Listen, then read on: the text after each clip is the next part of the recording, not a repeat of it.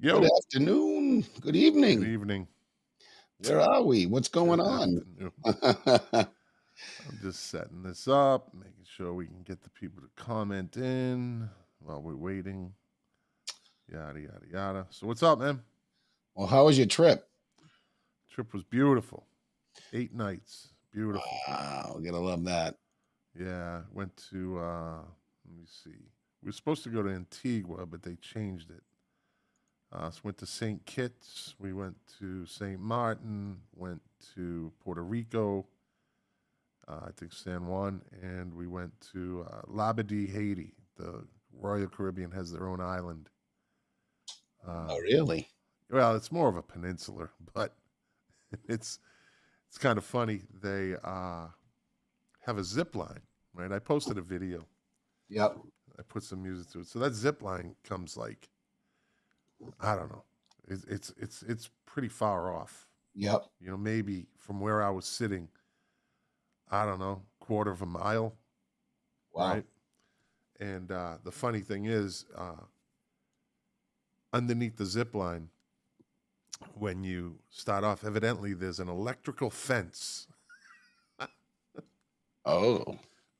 So Oh no. yeah, you kind of, in on one side, like on our side, it says danger electrical fence, and then I think on the other side it says, I don't know, fuck around to find out. I think. You didn't do that, did you? Well, I wasn't on the other side trying to get in.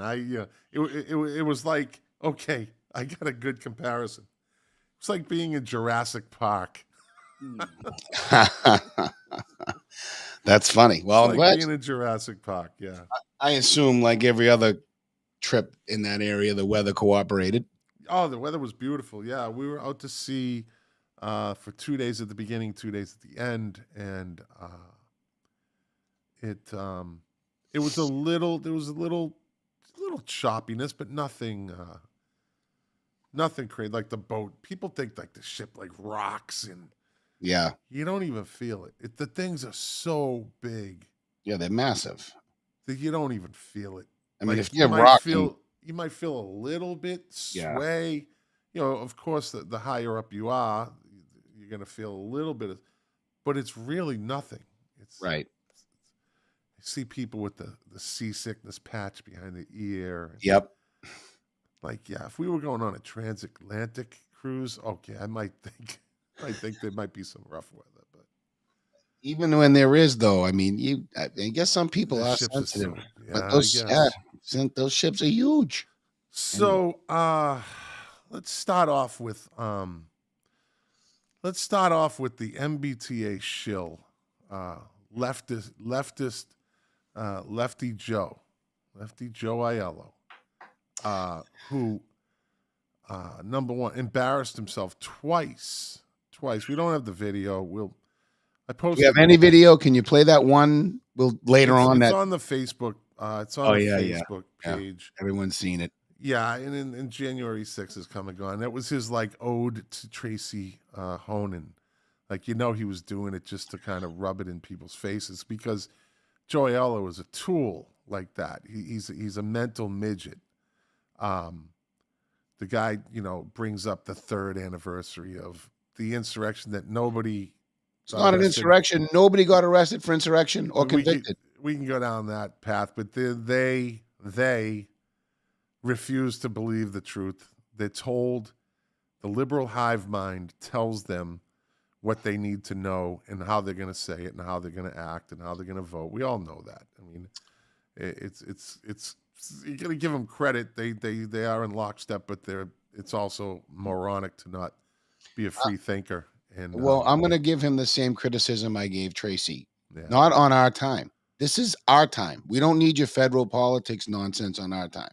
well, I On, don't by think the way, on a false pretense. yeah, he did that without I'm sure without Jim's knowledge. He just kind of and so that's a good segue into the second part of the mental midget, the MBTA shill, uh, Joe Aiello, who by the way, for the people that might not know, he worked uh, with the MBTA, correct?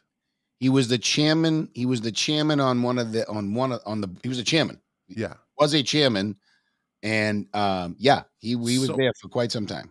So the people need to understand this. He's pushing this MBTA thing on Winthrop. He wants to stop everything.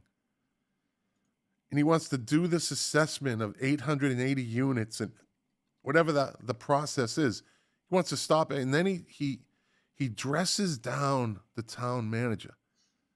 It's on YouTube. Go to the what is it? The Winthrop Town Council YouTube channel. You go to YouTube, Winthrop Town Council meeting of January 2nd, 2023, and you start at 10 minutes in 2 seconds.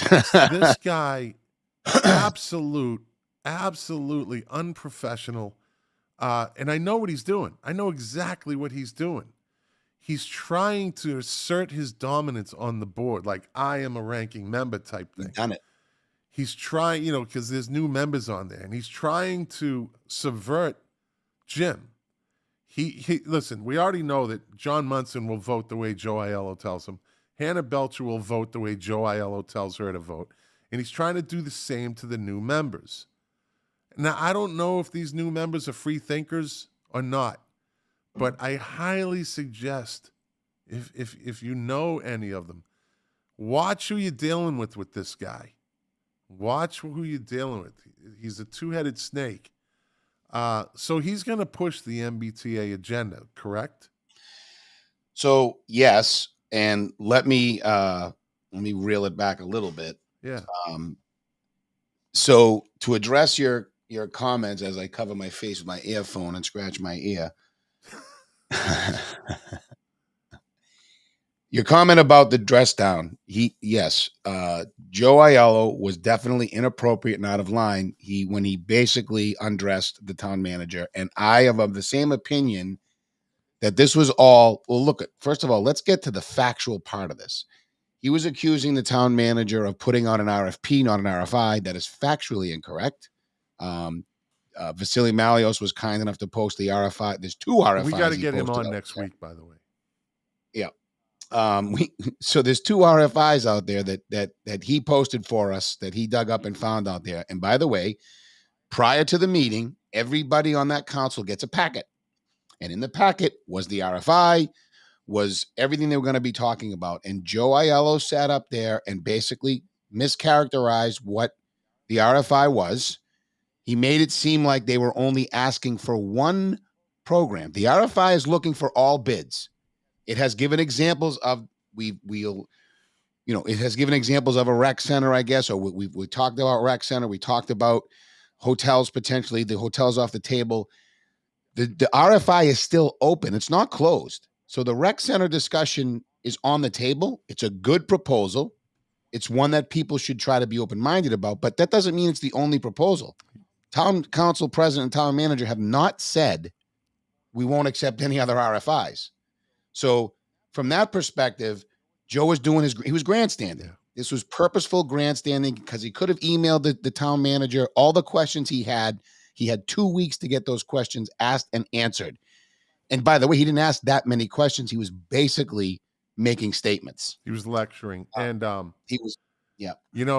As it goes, there was a saying, ask and thee shall receive. And look who pops up on the screen. Oh, that's so funny. What's up, buddy? It's the Chicken Man. Hey, guys. No, he's moved beyond that, my friend. We're on to other issues now. We're on to other shit now. I'm not letting go of the chicken issue. Oh, it'll never be let go. That's going to be a story to tell for many. One of the greatest victories for the people in Winthrop history. That's correct. That's right. You just got to continue to fight. Right. It only took 1 year and 4 months, but So, first of all, Happy New Year, my friend. Happy New Year, guys. All right. Yeah, Happy New Year, buddy. So you had done some digging and you've done some research, as you always do, and you came up with some very interesting stuff. Yeah, this 3A, I'm going to call it Article 3A.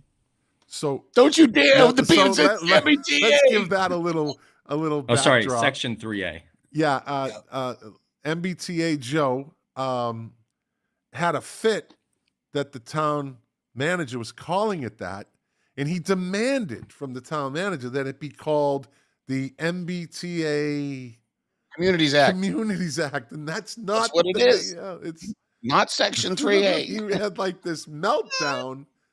Oh, so this shows Yeah. you something. So go on. I'm sorry. It made no sense. Made no sense at all. It's Section 3A. I mean, that is what is the website says. But this is concerning. I mean, we are having to we need to now zone for 880 affordable units, housing units, 880. And it does. I've reached out to the town planner asking if can we count pre-existing towards those 880, and she believed that was possible. However, kind of reading a little bit more into this, you can't just call a well, we're not 100% sure on this, but I'm going to assume that we just can't call a multifamily on Pleasant Street, a multifamily on Somerset, a multifamily on Washington, a multifamily on Sunnyside.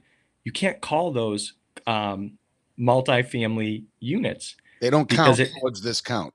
Correct. And because it states on their website, minimum gross density of 15 units per acre.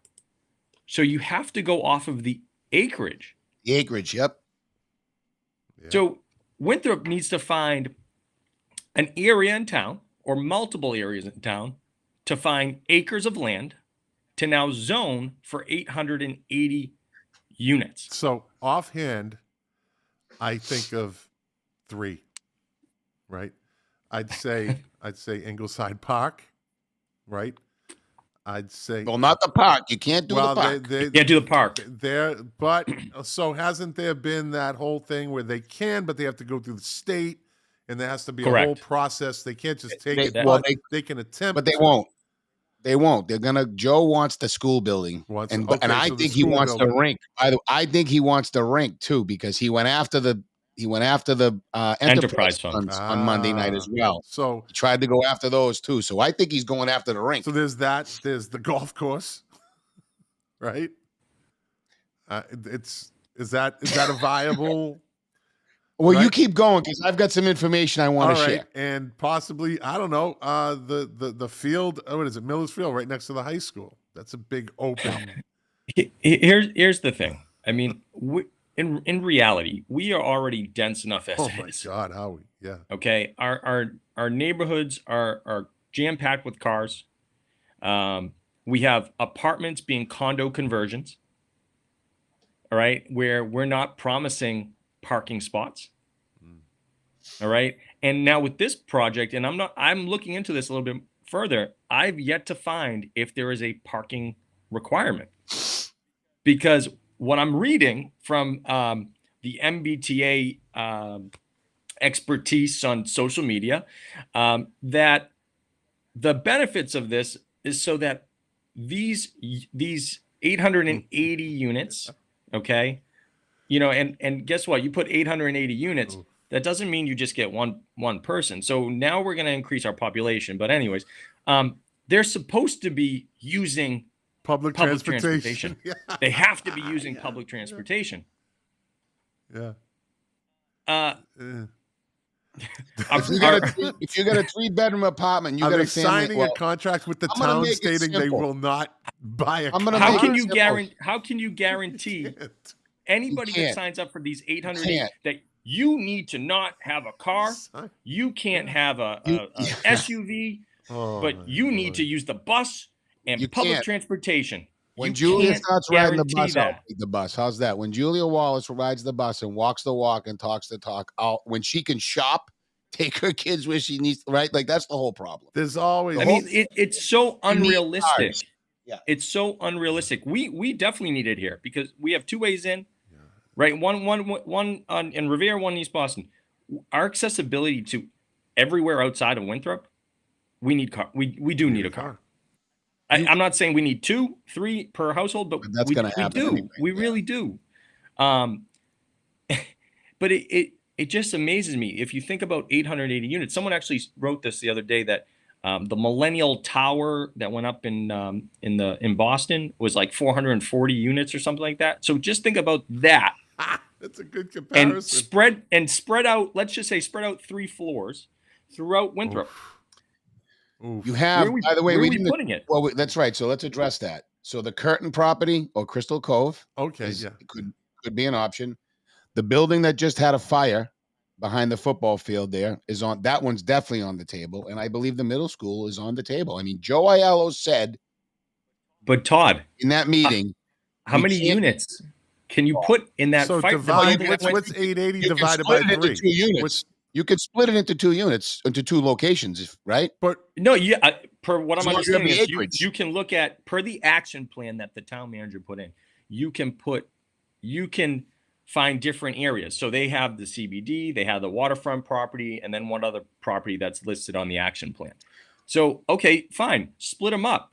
But like the reality to this is we're probably not going to be close to 880 units. that would have to be And- each location would have to have 293 units. No, but we're trying to make sure we don't go up because You're Trying not to. it makes no sense to We me should how do- this can be thrown at us. We don't have a choice on this because the law states that they're going to hold funding.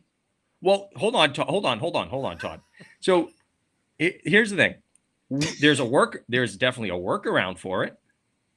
Okay, because all we have to do right now is just zone for it. My fear is that, okay, we take up the beautiful waterfront property at Crystal Cove, and guess what? Some developer comes in and says, you know what, guys, I'm going to give you $100 million, and I want to put up 200 units here and half a parking spot for every single one of those units. It opens up that Pandora's box, man. How are we doing that? And then we're going to give up our beautiful property, our seaside community, our small town feel to now become a city. That's Well- what's happening. We're going to be over 20,000 people if we continue to do all this housing and we continue to zone the way we are. So Winthrop is what, like a mile by a mile and a half? 1.675 or something like that square. Yeah. So we already have 16,000 people in that. 19,000 people. per- Think of that. We had 20 in the 70s. So Just saying. right, but in the 70s, Much less in the housing. 70s, it was usually 1-car families. 1 or 2 car families. No, Everybody was dude. packed in the house. I don't know who you knew in the 70s. in One Winthrop. person worked, one person was at home. Yeah, we had one. Well, you're right. But my dad had a work truck and my mother had the car. Yeah, well, he had a work truck. Yeah, so Well, a work truck, not a person. yeah, Yeah, I didn't know anybody that had more than 1 car. Good point. Yeah, I didn't know too many. Yeah. So there's a difference there. And I've always said this. Winthrop's infrastructure was not designed to hold as many people as it has now, let alone adding an additional, say, 880 times 2. Another almost 1,600 to maybe 2,000 people, you know? So You hold on. go ahead, Todd. You have to. This is the other part, just to get people infuriated about this. Okay, Which they should be. they should be, because you got here's Topsfield. Yeah. Now I realize the purpose of this is to be, if you're near a train, to get people on a train. I get it, and logically I understand why Topsfield only has to have 200 and some odd units. I get that part of it. But first of all, they've committed to only putting it in commercial zones. And in their community, commercial zones are far from residential. But they're toying with, and I, God, hope this is brilliant if they do it, they want to zone the fairgrounds. Which would no one's building on those tell fairgrounds. them to build on that. Nope. Nobody. That won't happen for a long time. And they're doing this purposefully. Yeah. I was having a fight with someone else, an argument with a dear friend of mine about Wellesley. He's like, the good thing about this is Wellesley's going to have to comply. I'm like, no, they're not. They're going to come up with something clever because they're NIMBYs too. And they're going to come up with something clever. Winthrop's disadvantage is MBTA Joe. He's Bingo. their shill. He's going to do what they ask him to do. Because he worked there for how long? Or he was the chairman for how? He still knows people there. Under Charlie Baker, I believe. Yeah. He was the chairman, Fiscal and Management Control Board from 2015 to 2021. Yeah. Of course, he still knows people there. Yeah. And by the way, I believe his brother works for a construction consulting firm. Yeah. That could be bidding on some. I mean, this project, first of all, this project is coming down from the state. We're being forced to do this. We're not going to be penalized per se. I think we just won't have access to grants. Fine by me. If you're not taking existing money from us, I think we should be fine with that. I think the town of Winthrop should call all of our councilors and tell them to pound sand with this 880 units. Because here's something else no one's talking about. This might take a minute. MWRA trucks in chemicals on the daily. We know, I don't know what those chemicals are, but we know they're dangerous for our health. As we stand today with our current population, we're one truck spill hazmat disaster away from some people being seriously harmed. And there's only 2 ways in and out of our town. We should qualify for a hardship of this because the more people we pack in here, and of course, the more bike lanes they're successful in installing and squeezing and traffic easement, the madder it's going to be when people have to get out of here in a disaster. I mean, and I'm not, oh, he's crazy, the sky's falling. It could happen. You're not the only person that I've talked to. I've talked to numerous people that have brought up that scenario. Numerous people. So they at least owe us, this council should at least do a study. They should share the evacuation plan. They should share the emergency response plan with us so we know what it is, who's responsible for what do we need? Should people who live on the truck route be given gas masks and other safety essentials, PPE, personal protection equipment for those types of experiences? I don't know, but they owe it to the community. How about if they put up a fire station out by Deer Island? We've already tossed that one around. Yeah, they should be building anyway. That's another thing. 2.5 override he talked about on Monday night. Well, we got to put an override fire station. You just hit us with a trash fee that's going to go up again, I'm sure. Because you know what? They'll fund it with less money from the general fund, so they can take. Let's say they reduce the trash line by $200K, or $100K, so they just raise the fee to cover it.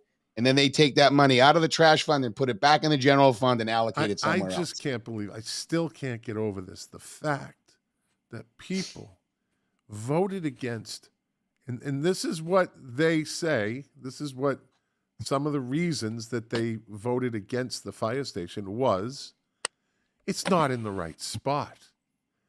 Are you kidding me? Like, you're going to say no because it's in the wrong... Give these guys an effing fire station. Everybody will get over it. If it was put where the deli is or whatever it was, people will get over it because life moves on and everything. But they shafted these people, these guys, these... God, here's the thing with the fire station. Yeah. It was put on us 2 months before the vote. Yeah. The presentation, the delivery of it. I'll give you that, yeah. That's I'm gonna tell you right now, if they came out a year ahead and they said these are the 2 locations, this is the location, I honestly think we would have had more support. The dust would have settled to build that fire station. Would have logically thought it through. And... People aren't saying, they had already discussed with the tenants there and the landlords that here's the plan, and then the tenants could have gone out on their own saying, hey guys, we're moving because we are so in favor of this fire station. This is the plan that's gonna come. That's right. And it was just too rushed. I mean, I don't really think the location is as big of an issue. I think the delivery of the information was a big problem. And I heard a few you can't just force it. Yeah. You can't force it on residents that really aren't as engaged in these meetings to now say, oh yeah, we're going to put a fire station there, and then we're going to take care of Patsy out of his place and the church out of Sorry, I had to. I'm sorry. Keep going. Where did you get that shirt? That is excellent. Hold on, Chris Carrera, the young kid is what's his name? The youngest son, the Carrera boy. I'm blanking on his name right now. He made it for me. That's awesome. I Made want 4 one of of them. those. The whole family. I want one of those. All right. Hey Scott, here's another thing I want to talk about this MBTA thing too, because this is a major thing. So per the requirements, there are no restrictions and suitable for families with children. Well, so let's think about that. If we zone and they do develop and we have to add 440 units, let's just say half, build 440 units. I had done a check about a month ago when I started hearing about this, and I was curious to see what our capacity, our maximum capacities for the schools were.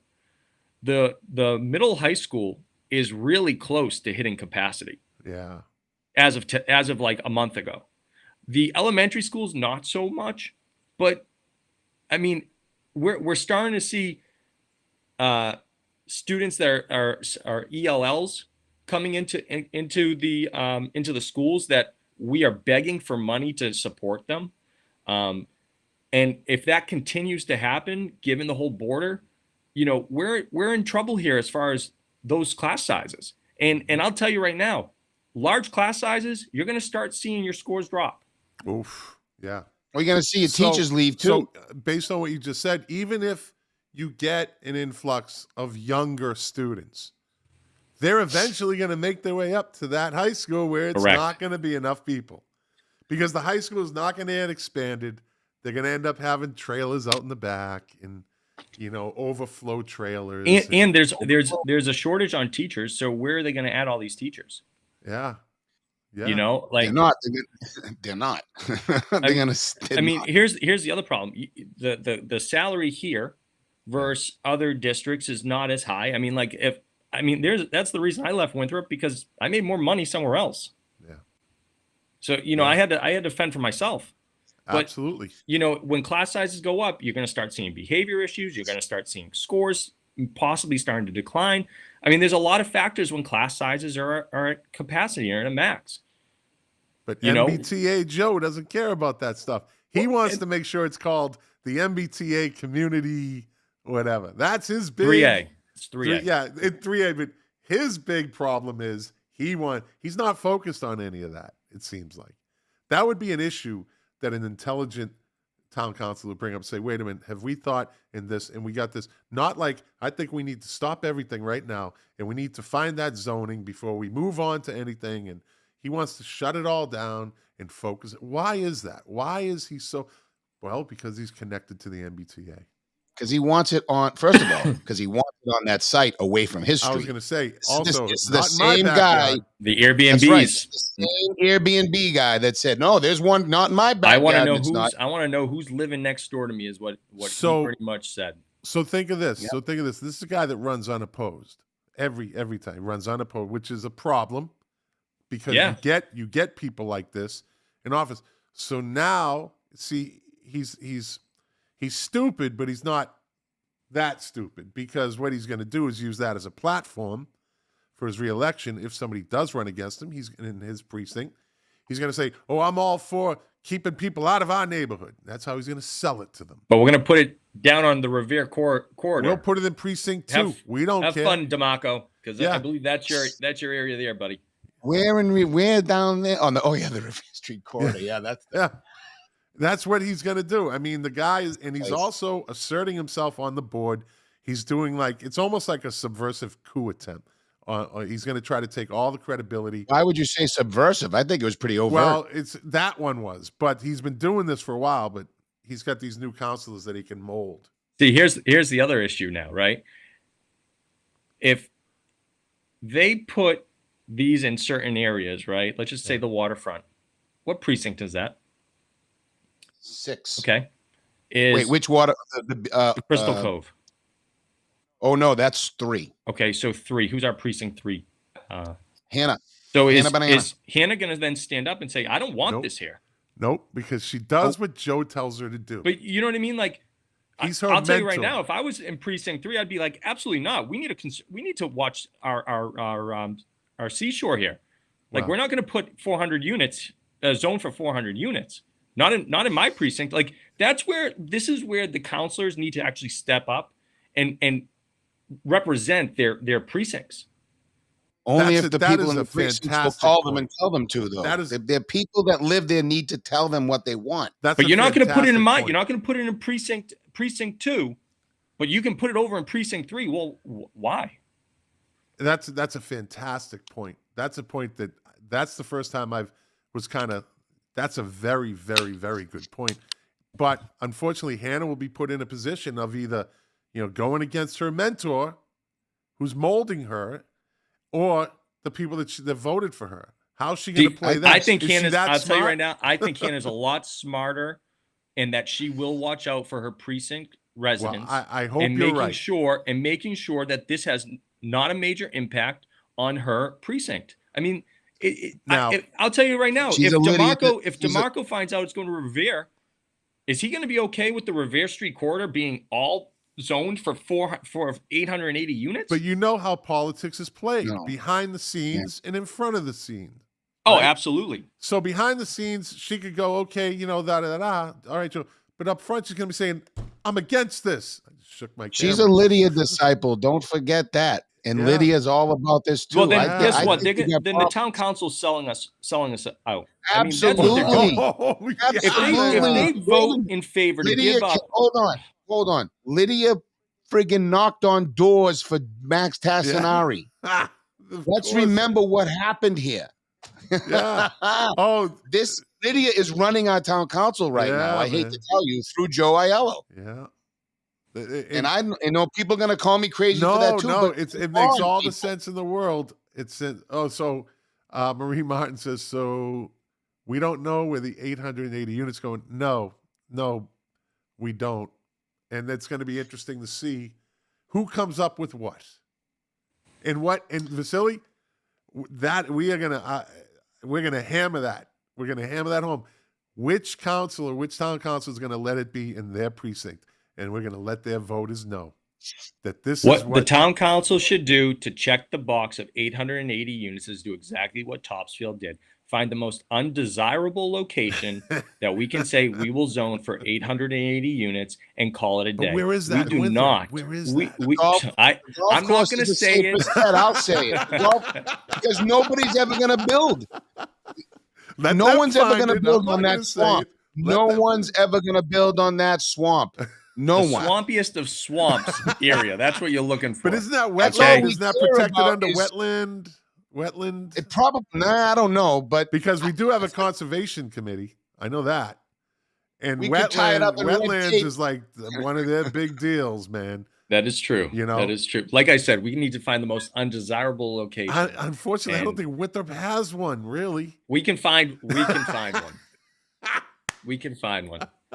But I mean, because here's the other thing. Also, let's look at this a little bit further. Let's look 5 years down the line, 10 years down the line.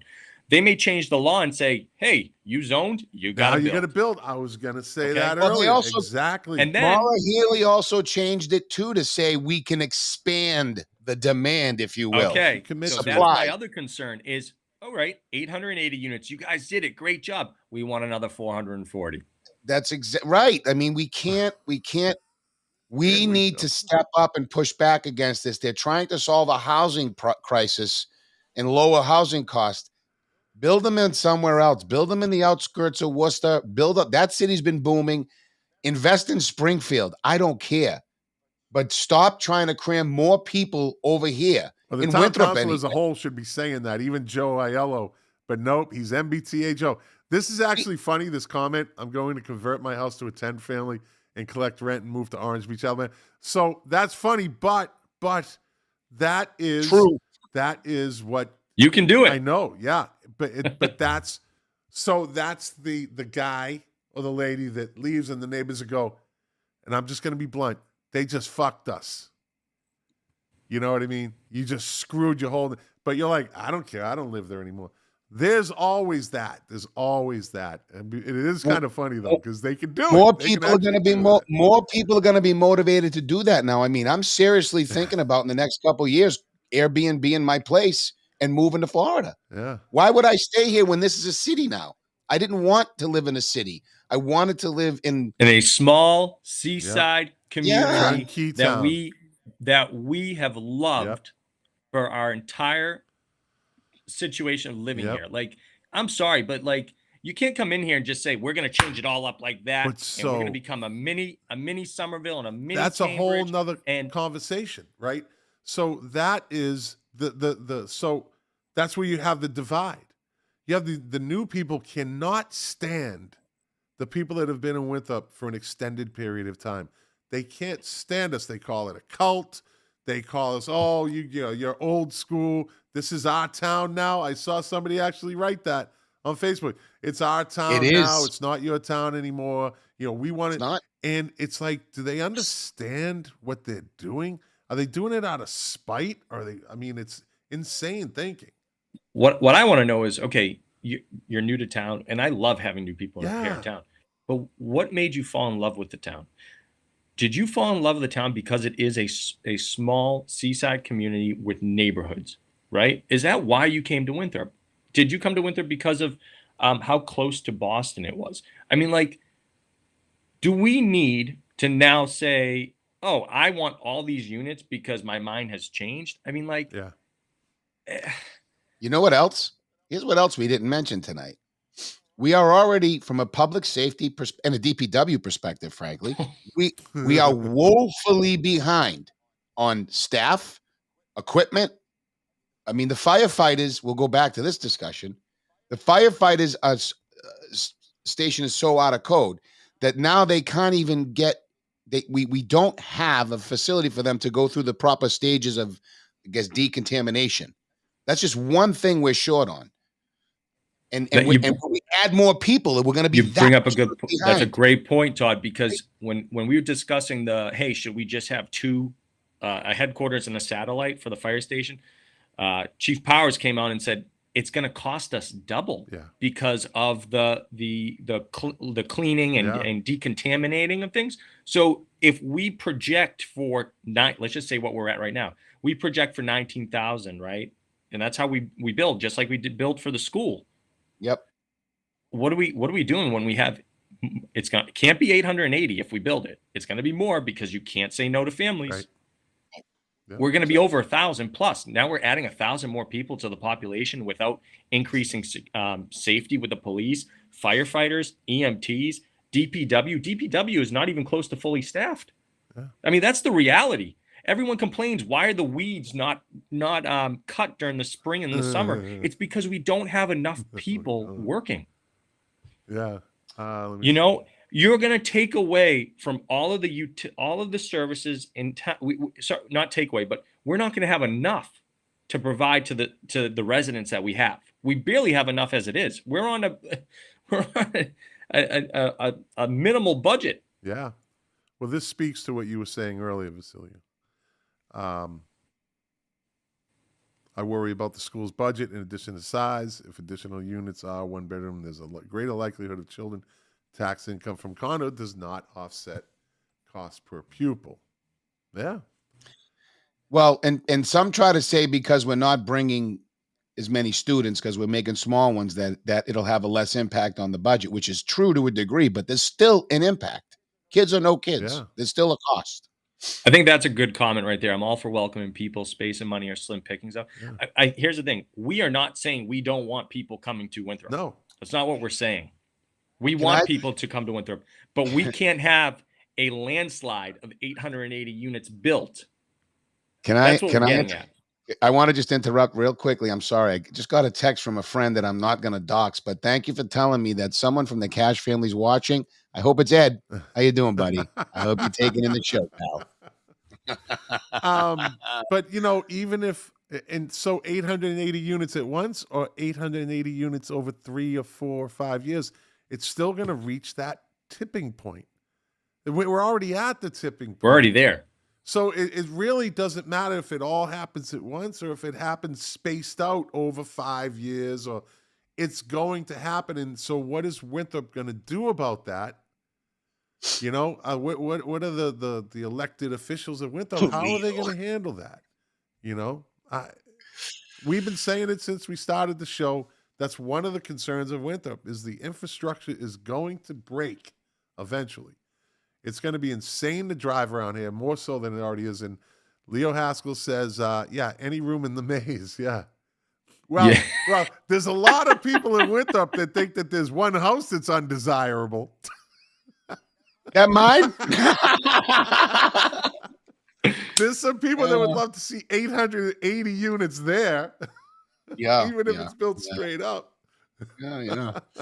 No, the town council needs to really look hard at this. I mean, they need to really think about what is to come down the line and the impact it's going to have on us as residents and as taxpayers. Yeah, absolutely. Absolutely. I'm with, by the way, Lane made the comments there about the school's budget. We're with you, Lane, for sure. 110%, all of it. It's just 880 units is just not feasible. It is from a size perspective. We could do it, right? But it's going to severely impact everybody else's life that already lives here. It's going to increase danger and safety issues. They're, of course, going to try to increase bike lanes, and that's going to, I mean, it's just not, again, Cambridge, here we come. Here's a question I'm trying to find, and I'm researching this, is I want to know what the average a day, how many people utilize the bus. Okay. So let me take that average for not a lot of people. But here's the thing. You take the ridership, right? Yeah. That daily rider number, and take that percentage and multiply it by 880. And that's going to tell you, you can project it, right? That's going to tell you how many of those people in those units are going to use the bus. The rest of them are going to use cars. Yeah. I don't care. The Somerset, we're right down the street from me. There are residents not paying to park in those units in their parking spots. They're parking on the streets. I noticed that every time I go up there, I notice that. That's what they're doing, and they're staying there. And guess what? It's frustrating the businesses down the center because it's taking up parking for their customers. And they were letting their dogs pee in the park over there too. Yeah, there were a couple of we fixed that. And now they're just leaving the turds on the sidewalk. I walked my dog yesterday. So we turn into San Francisco. Cambridge, we need Francisco. Cambridge, San Fran, Winthrop. What's the difference? What's the difference? I mean, this is going to be a major impact to us, and it's not going to end at 880. That number is going to increase because the problem, we're going to continue to see a housing issue. So let's build more. We're going to be living on top of each other here. This 3-family is going to become a 5-family. Massachusetts is already one of the densest states in the United States, isn't it? Per its capita. It's up there. It's not like New York, but it's up there. I mean, and they're just squeezing them in anywhere they can. And, Lydia Edwards doesn't care about Winthrop. She doesn't live in Winthrop. It's a small voting block, right? But she gets stuff. She gets the right people that she pushes in that direction, and they listen to her, like the town council. She's going to get the units. Because in the big picture, she can say, oh, look what I did for the MBTA. Here's something I meant to ask you guys. I mean, I feel like Mr. Aiello owes Mr. Marino an apology for the way he treated him the other night. And I think it should be done live on TV, actually, if he's any kind of a man. And I know some people can say, don't be a jerk, don't be mean. No, he's a jerk. Be a man. You were wrong. You were wrong on facts. You were wrong on your approach, and you were wrong on your attitude, Joe. So I was speaking. You were a bully. Everything you've accused me of, you were a bully. I was speaking to someone that had a conversation with him and just stopped having the conversation with him because his mannerisms and his hands are flying and and the person walked away to talk to somebody else, and he followed them and this was after a town council meeting, and he kept badgering him and kept, wait. The guy was like, hey, Joe, enough. So the guy he's overbearing, and he showed it in public the other night.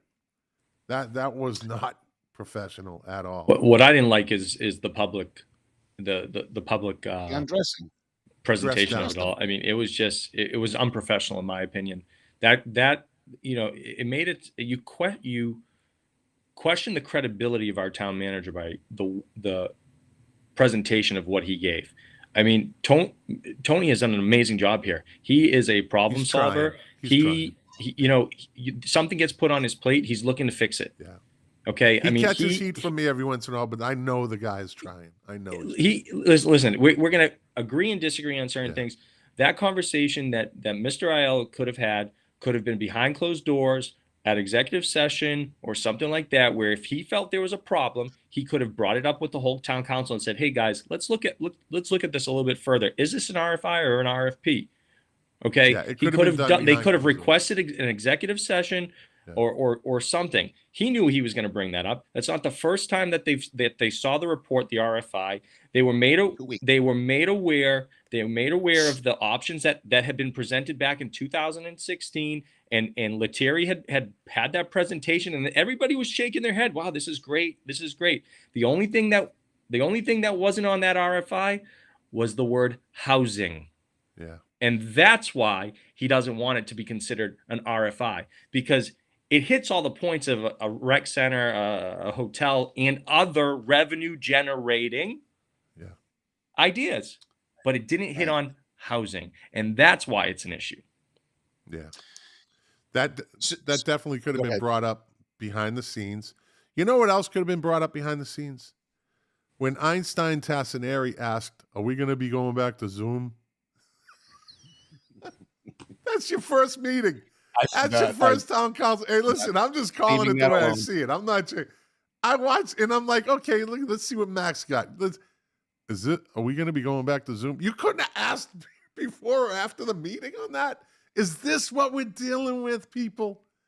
To be honest with you, my first impression, and regardless of voting or not, it just seemed uninterested in being there.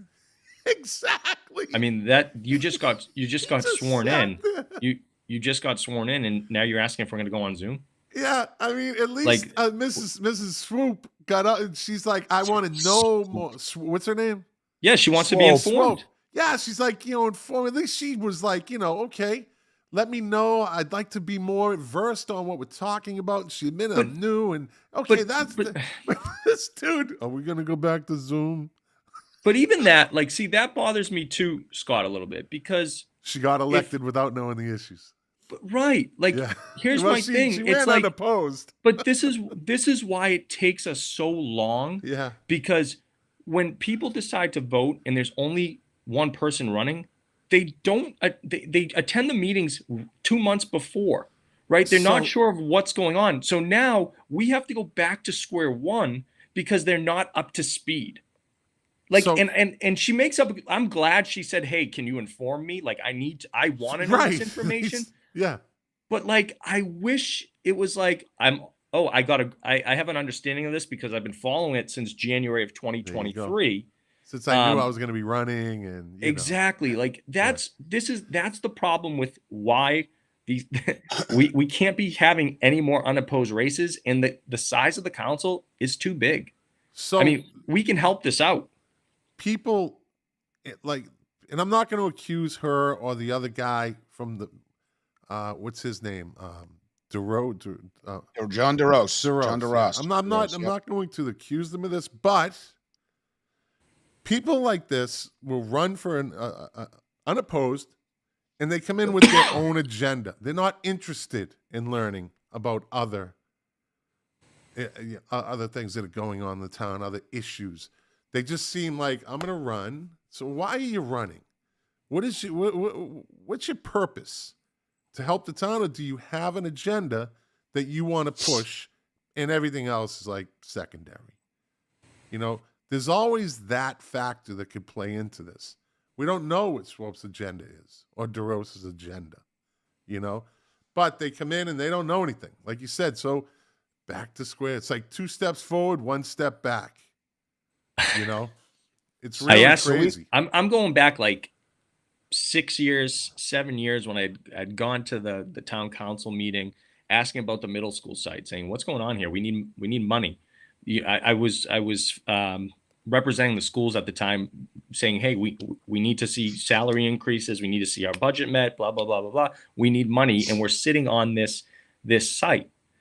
And I don't remember who it was that said to me, and says, "It's taken so long because we continue to have turnover on the council." Yeah. Yeah.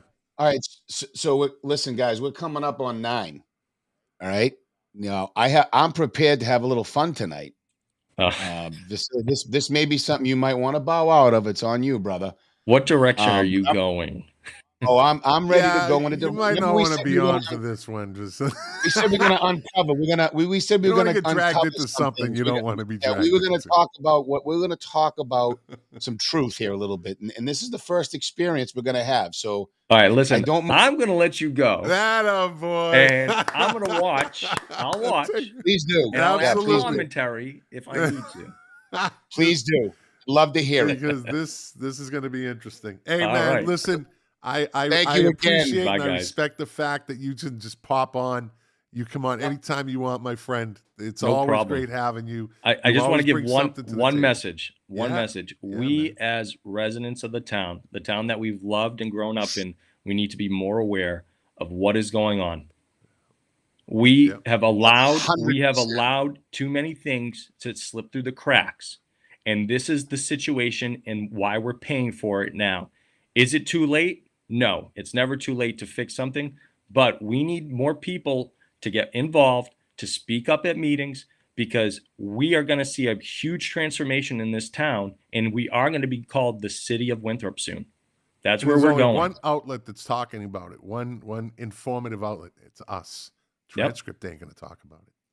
Nope. So, It's Winthrop guys, listen, Post. have a good night. All right. All right, And I'll brother. see ya. Thank you Talk to you again, soon. buddy. Bye. All right. All right.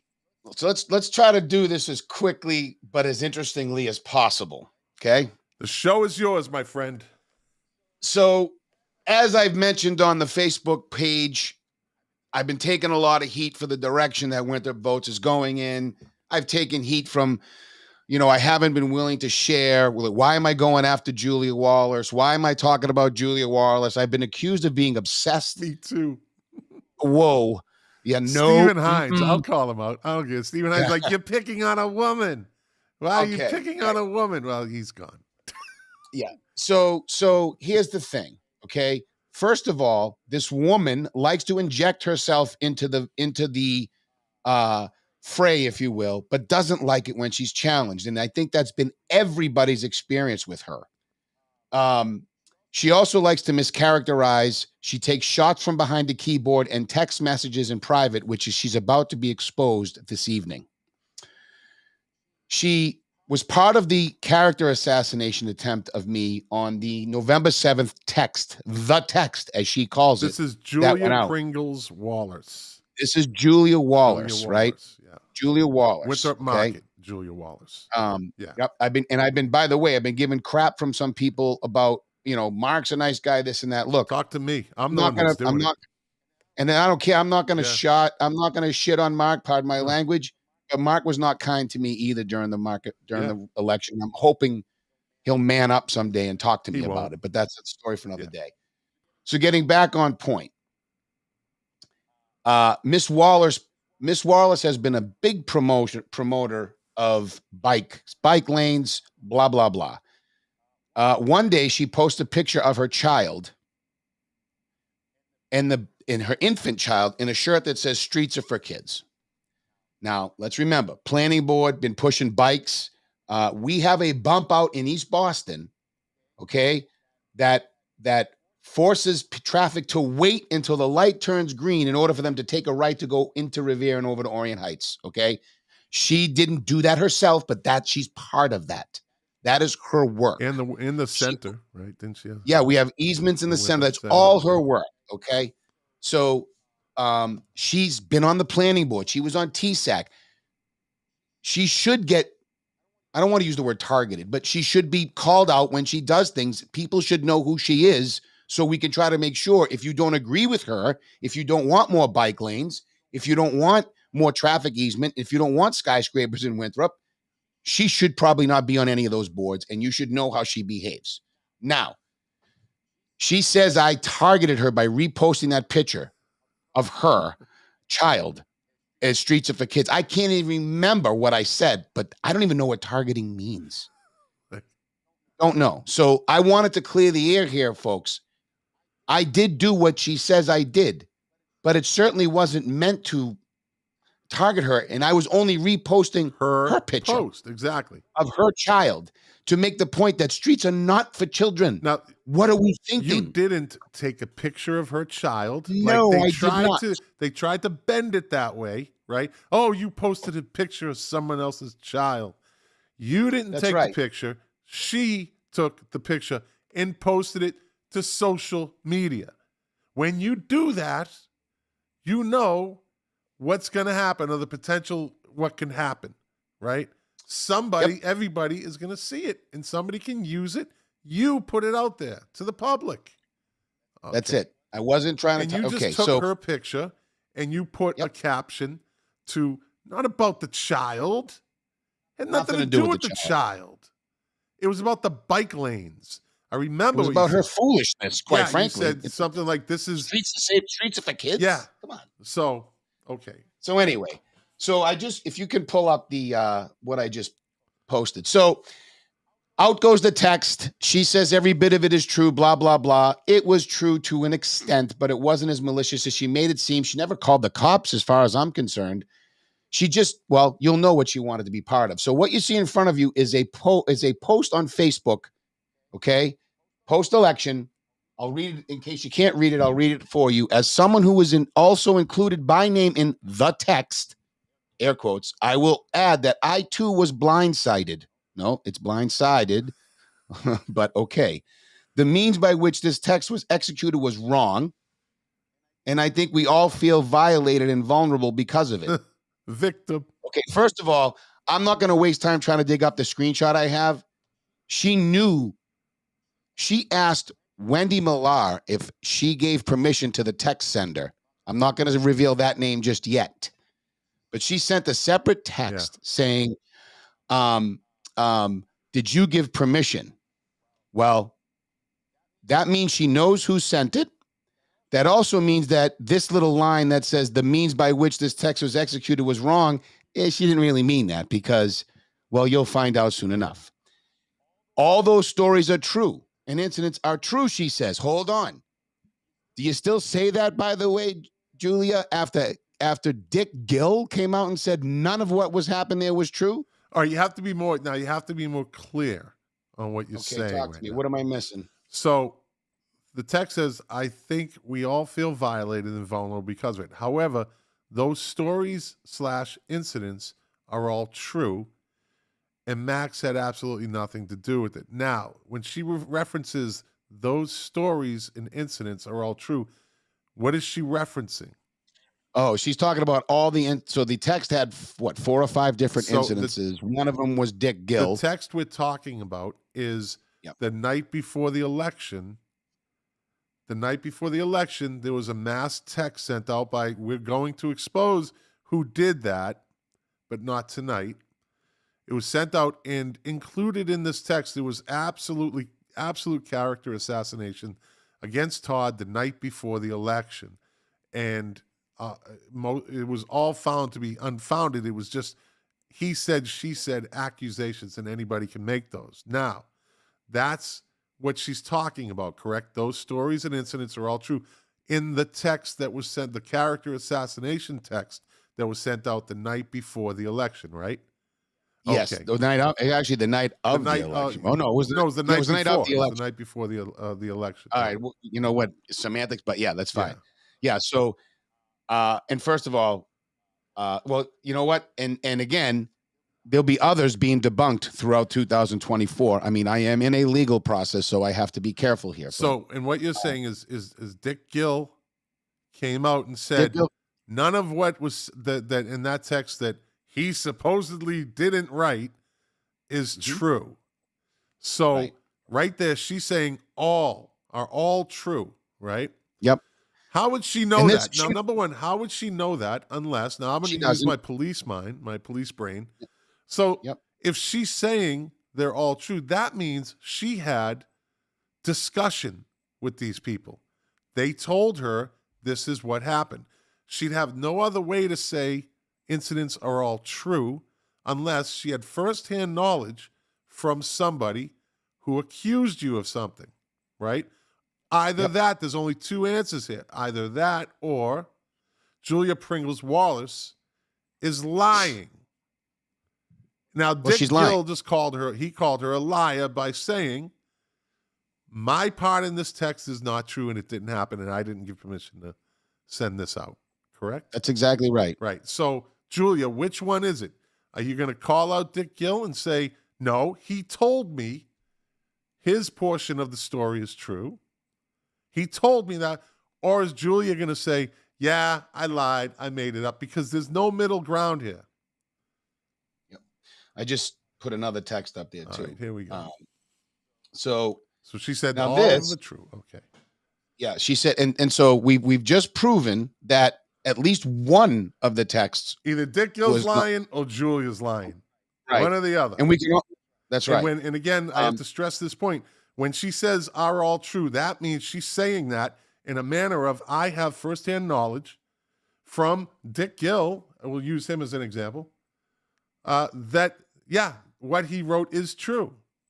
So now there's that lockup. Yep. So now we have a text that came out after the Facebook post. We have a text that was shared with someone after the Facebook that we just posted. Right. And this is, if you can you see my hand? Julia okay. See who the text is from. Okay.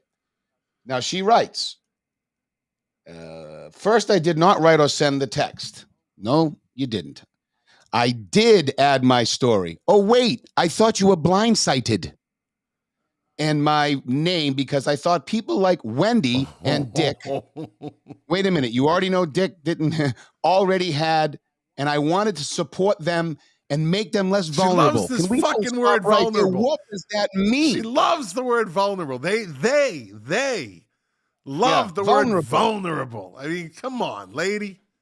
Jesus. Why was Dick Gill vulnerable? Because someone was lying about what he said? Probably. Let's break that down again. We got plenty of time here. So first, I did not write or send the text. No, you wrote you wrote your part of the text. You might not have sent it. I did add my story to what? To what? What did she add her story to? That's a good question. I didn't even think of that. Well, my police brain, 30 years, 32 years doing it. I know what I'm looking at here. I learned. I know how to break things down. And not saying you don't. I did add my story to what and to who did you add your story, Julia? And my name, because I thought people like Wendy doxed. And that's why you could say Wendy's name earlier, because it's going to come up eventually. So like Wendy and Dick already had, right? Yep. So she's saying they already sent their shit. And she's like, I'm on board. I'm on board with this. Where do I sign up? Right? Let me send my name and my story. And I wanted to support and make them less vulnerable. Do you think Dick Gill is vulnerable? And how the hell does she make them less vulnerable by piling on? I don't get it. In other words, I got your back, people. I'm with you. Yeah, we all hate Todd. This is what this is, right? Oh, 100% we all of that. hate Todd, right? Number one, they got sucked in by the sender of the text because they all drank the Kool-Aid and they all bought it and they're all paying for it now. And they'll all be doxxed eventually. This is going to be a nice ongoing thing. So make them less vulnerable. And then she says, I did not know they didn't give their permission and would not have contributed if I knew that. Well, they didn't give the permission for what, Julia? Well, again, what are you talking about? She knows what she's talking about. They're the only two that didn't give their permission. So what about, were you going to leave Johnny Bentley vulnerable? Oh, well, we know Suzanne Leonard is bold and she stood up. Suzanne Leonard vulnerable? Oh, by the way, Suzanne Leonard is not, she is now, I'm trying to dig up her dissertation. Right? Can't find it. Can't find it. Got to pay for it. All of a sudden, it's because usually dissertations. I'm going to dig up her dissertation. I'll get it. I have the means to get it, and I'm going to. And that's going to be exposed in 2024 because what she writes in her dissertation is actually like how she feels and how she sees things, her theories, and how she. And we're going to show that this person is on a Winthrop school committee, so. This is going to be a big part of her re-election campaign, or unelection campaign, but I digress. All right, so she said, I wouldn't have contributed if I knew that. Go on, Todd. I'm sorry. I agree it wrong, and that should not have happened the way it did. Too little, too late. Yep. By the time I was asked to contribute, the horse had left the barn gate. The gate. I don't know what that means. Stop right by the there. time So she That's a says, lot.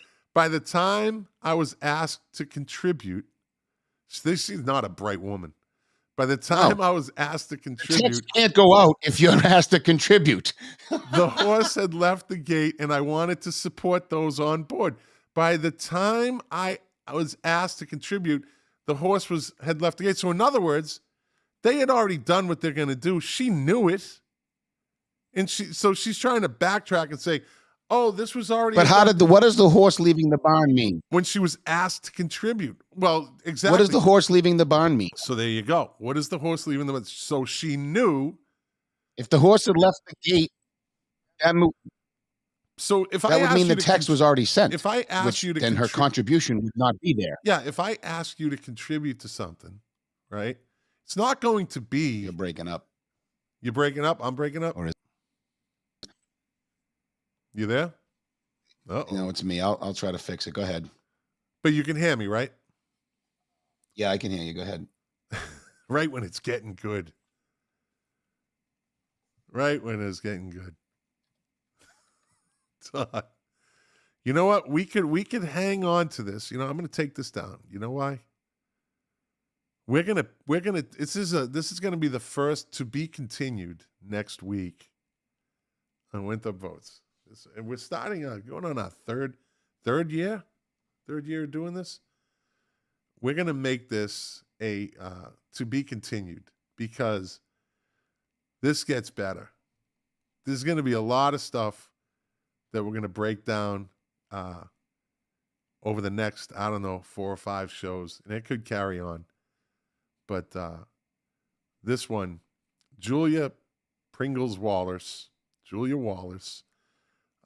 just got caught in a total lie. Or Dick Gill is lying. One or the other. That's the little takeaway from what we just read. Which one is it? Who do you believe, people? Who do you believe? Do you believe Dick Gill, who said about this infamous character assassination text message sent out about Todd the night before the election? And then immediately Dick Gill jumps in. Now, Dick Gill's out of the bag now because Julia mentioned him. So I'm not making this no big like, oh my God, why are you doing this to him? Julia did this to him. Now he's part of the game. Hi. Now he's part of the game. Todd, I just told our audience, this is going to be a to be continued. Yeah. I think this is a good carry into next week. Okay. I think we've. You want to keep talking about this particular person next week? This is going to be listen.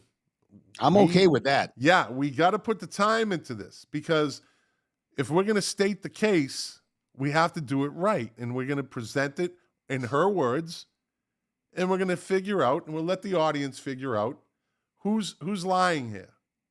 Is Julia lying? And if she's lying, and she goes on social media and lies to her followers, her friends, the people that she prevents, she's the savior of the vulnerable people because she loves the word vulnerable. But then again, they all love the word vulnerable. The Be Kind Brigade. The Be Kind Brigade, yeah. It's more like the Be Kind Grenade. I mean, well, they weren't very kind to me. And, they're a grenade, yeah. I look, I just want to touch on one thing, though. Okay, you can say it was in bad form that I reposted a picture of her child. I can accept that criticism. Okay. We all make Facebook mistakes.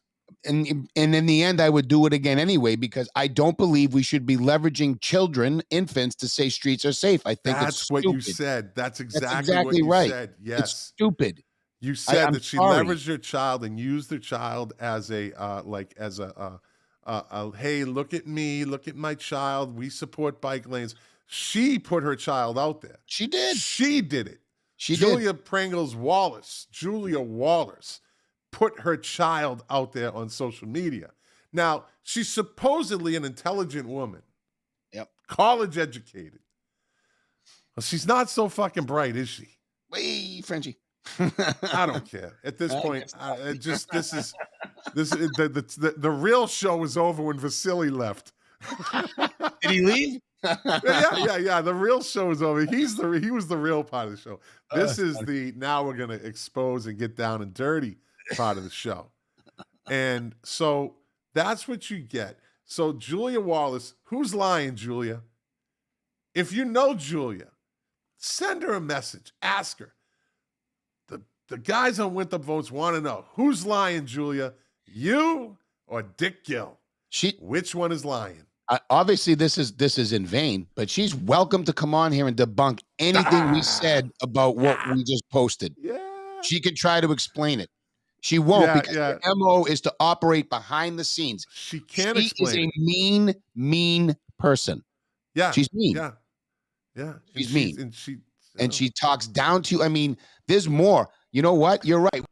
We will continue this. I got more stuff that she's posted on Facebook talking about Winthrop being a racist town, and she sounds like a condescending like this if lady you just take time to get educated, you'll agree with me, is what she's saying. But what's insane is Leonora Foley, she, her, right? And Suzanne Leonard on the school committee. These are all people that are involved with children. Yep. They're all involved with children in one way or another, right?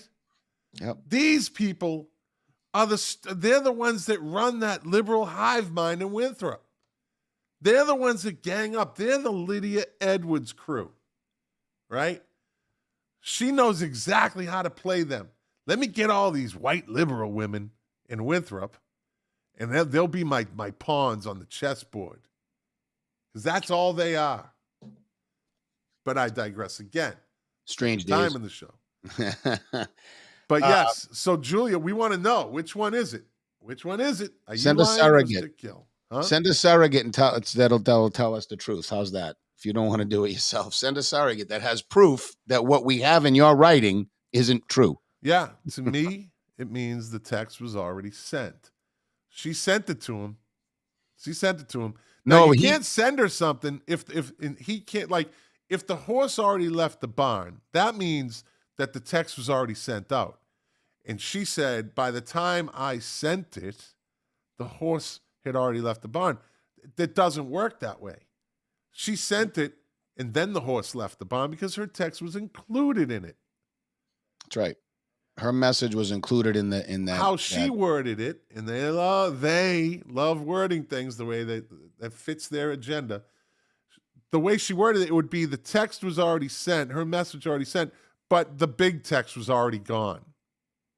And what? He attached it, because you can put an attachment of another text into it doesn't work that way. So Julia has a week to come up with our answer. Who's lying? Hey, if Dick Gill wants to come on, he can come on too. Yeah. He can write us something and say, "Yep, Julia's lying." It would. Can that be seen? Yeah, it said, "Hey, did you authorize?" Wait, who's the sender? Who's the sender? Julia. Yeah. But let's save that for next week. Take it off. Take it off the screen. So we got to keep them coming back, buddy. All right. Well, I know you're dying. You're itching. I can see it. And that makes for good TV, buddy. Yeah, it does. TV. Good TV. Good TV. Well, so we just put up a text, and you know, if people that are watching the replay, they can stop the video and read the text, but it will be part of next week's show. It will break down that text that we began until Todd had technical difficulties.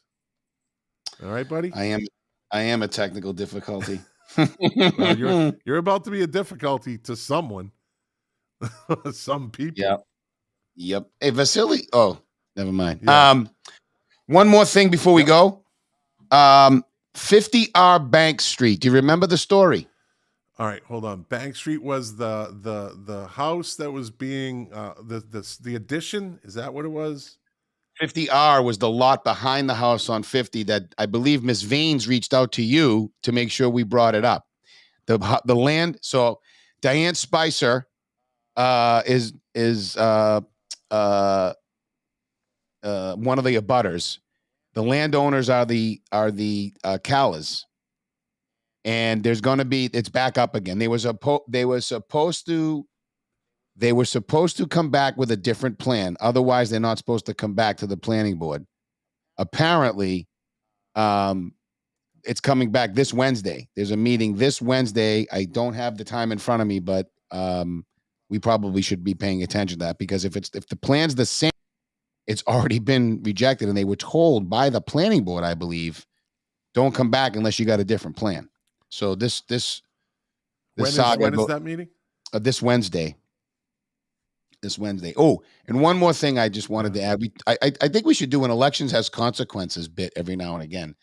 I just want to get I want the folks who live on Banks and Morton Street to get this message. You've been getting flooded. And the reason you've been getting flooded still after 2015 is because the council president that took over after Jeff Turco, when Jeff Turco went for his first re-election bid, he had already in place a plan that was, I don't want to get into the details, we could talk about it later, but there was already a plan agreed upon, signed, done, that they were going to build an emergency access road from Morton Street behind Governor's Park so that the emergency apparatus could get to the Fort Banks without issue. Once Peter Gill got sworn in, his first order of business was to put the kibosh on that program. He thought that there's an area over by Golden Drive that could have sufficed. That's not the big issue. As part of that plan, all the drainage was going to be dealt with on the Morton Street, Bank Street area, and those folks wouldn't have suffered the way they did in 2015. Elections have consequences. Yeah. This is my segue into saying, pay attention to your local elections. Pay attention to the issues. Stop voting on hate, because hate isn't helping you. And now you have 885 units or 880 units to contend with, and there are only 2 voices, maybe 3 voices on that council that may vote against it. You could have had 4 if you didn't vote on hate. Yeah. All politics starts at the local level. Please keep watching. Please keep spreading the word. It is that important. Stay tuned for part 2 of the Julia Wallace tapes. Not tapes, texts. Texts. The Julia Wallace texts. We're exposing people. We said we were going to do it. And it started. It started. To use Julia Wallace's term, the horse has left the barn. Yeah, and you know, by the way, extended several olive branches to her in the past. I didn't I didn't after this incident with the picture, because it was just, I thought it was that stupid. But let me say this, in live and in color, there was no intention of anything other than pointing out the foolishness of trying to promote street safety with an infant. Yeah. And if that offended you, well, stop getting in the fray. It wasn't personal. Don't put the picture of your child, your infant child, on social media. That's as basic as it gets. And if you do, expect it to be used by somebody. And even though it might not be, you have to expect that somebody out there, they might have taken that picture of that infant with the shirt on and put it on some other website. You don't know. If you're that protective of your child, don't be an idiot, Julia. Know the consequences. I can't say use your brain because, well, evidently that's her problem. But anyway. I don't know what causes people to do and behave to behave the way they do. I mean, I have never character assassinated a soul. All of these accusations, even if half of them were true, they were just political debates that you tried to turn into something else. And it was a coordinated effort, planned ahead of time to have these fake police reports filed so that you could build your character assassination attack in case I ran. And no, you didn't need to do it either, because I wasn't winning this election. If that From the beginning. Remember now, and we'll end it on this because we're going to keep going. I'll end it on this. The reason Todd ran was to get Tracy Honan off the board. Mission accomplished. But in that, he said, well, why don't I just do it? He could have easily bowed out and said, you know what? I accomplished it. she's not running, you know. But no, Todd followed through. Let's see what we got. And there was, I don't know, 1,800 people that supported Todd, right? And maybe more that we don't know. They just didn't vote. Whatever the numbers are, it's irrelevant. But we accomplished what we wanted to, was getting Tracy Honan off the board because she was detrimental. She was detrimental. Yep. And with that, it's you. Close it out. Yep. All right. Thank you for, yep. Thanks for listening. Thanks for watching. If you like it, share it. This was a good show. If you didn't like it, well, thanks for watching for an hour and 21 minutes. We appreciate your time. We do have our haters that watch us, and that's fine. That's fine. We'll be back next week with part 2 of the Julia Waller's texts, and then beyond that. And I'll tell you what, Einstein Tassinari had the question of the night at the end of the town council meeting. Are we going back to Zoom? That's who you elected, people.